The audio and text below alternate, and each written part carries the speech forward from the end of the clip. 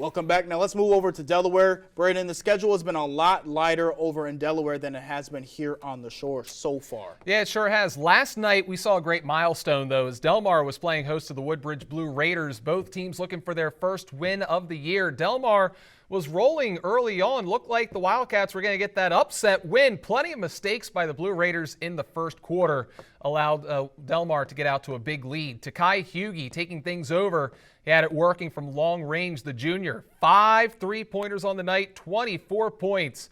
And the crowd absolutely loving it out there in the Cats' Den. And the Wildcats led by as many as 15. But here comes the Raiders. They come back. Woodbridge getting it done in the paint with offensive rebounding. Fight through traffic with the contact and another bucket. Bruce Mosley led the way with 28 points. Woodbridge fights all the way back. They come back from a 15-point deficit. They win by 7. This victory is meaningful, a meaningful one for the Blue Raiders as head coach Drew Cannon gets his 100th career victory. And now Seaford looking great out the gate. They trounced Sussex Academy in their first game of the year. 107 points scored today in total. Brent Rickards put up 20 points in the season opener. He was joined by Mikhail Hubbard, who also added 20. We talk about the youth of the Blue Jays. Azion Matthew with 17 points, the freshman with a solid debut, and then nice finish here by Kareem Bolden, the Blue Jays QB on the football field. He had 16, and then some other scores from the Henlopen as well. Polytech with a 67-55 win over Smyrna. Cape Henlopen with a 75-46 win over Sussex Central. Yeah, so there were some interesting scores in here.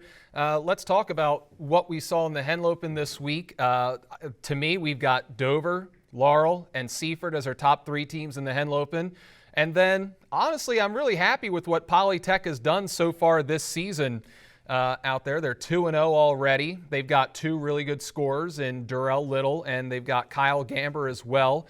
But it's going to be interesting to see, how does Laurel, Dover, and Seaford shake out? Yeah, and you mentioned also Polytech.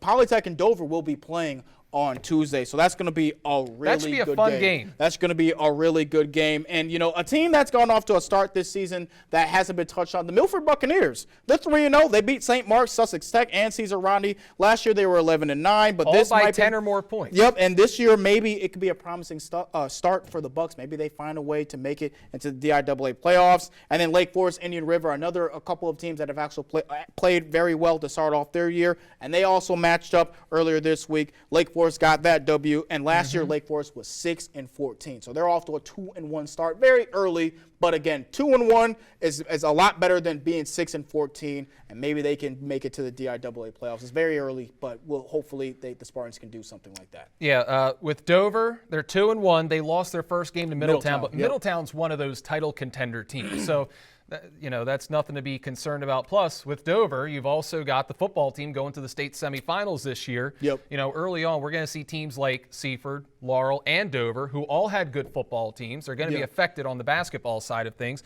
Laurel isn't even going to play their first game until tomorrow. Yeah. We're not even going to see the Laurel Bulldogs until tomorrow afternoon. So it'll be interesting to see what happens with Laurel. How is that big 3 going to mesh between Kylese Wilson, Dontarius Jones, and Corey Mumford? Because that's a team I'm really excited to see. So out of those 3 teams that you mentioned, Dover, Laurel, and Seaford, who do you have as your best, your top 1? It's very early on. You can spitball it right now, but who do you have? Because for me, I have Seaford. Right now, I'm going to go with Dover still. Yeah. I love Jaheim Harrell, but I could definitely see Seaford being the top team in all of the Henlopen. They've got so much talent. They've got so much depth. And those young players are now juniors and seniors, including Kareem Bolden. And you see Brent Ricketts.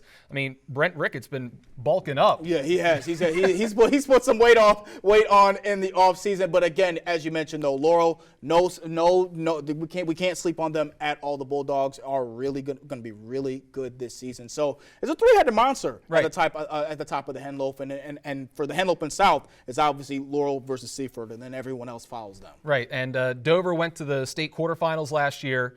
Seaford went to the state semifinals last year, so they have that experience from last season. Seaford losing Tyrese Fortune and then Amir Height left Dover. So there's some big losses for those teams, but they can get guys to step up and maybe get back there. But Laurel, it's going to be interesting because you've got those two big guns. You've got Dontarius Jones, you got Corey Mumford, who weren't there last year, who are back this year, who are veteran seniors, and we'll see how they mesh. But that could be one of the top teams in the entire state of Delaware if they mesh well. Yeah, that's going to be great because we need more competition, more action, more competition, and more to show you guys for Delmarva Sports Insider. Now, we move on. Mild weather today, but will it stay for the weekend? When we come back, we have a look at your forecast with Chief Meteorologist Rich Wardson. Plus, millions of dollars in grant money makes its way to the Eastern Shore. How will this help the boost in the local economy?